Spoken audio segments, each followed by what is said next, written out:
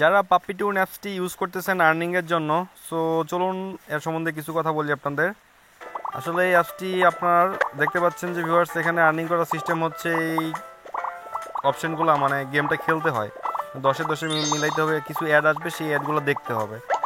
এবং এটার বিভিন্ন ফিচার আছে যে আপনার এখানে অটোমেটিকলি গেমগুলো খেলবে এবং টেক্সটগুলো রিওয়ার্ড করলে আপনি এখান থেকে আরও বেশি খেলতে পারবেন।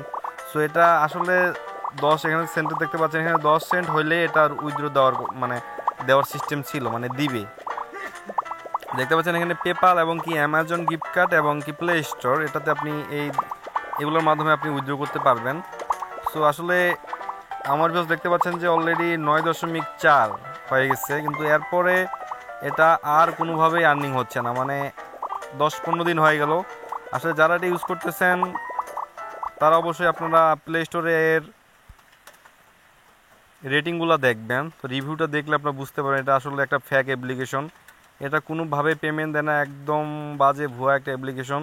কারো কারো দেখতে পাচ্ছেন যে ভিউয়ার $9.9 হয়ে গেছে, তারপরও $1 জন্য মানে মানে 0.9.9 হয়ে গেছে, আর একটুকের জন্য এটা উইথড্র দিতে পারছে না, কিন্তু এর বেশি হবেই না, আর জাস্ট এতটুকুই।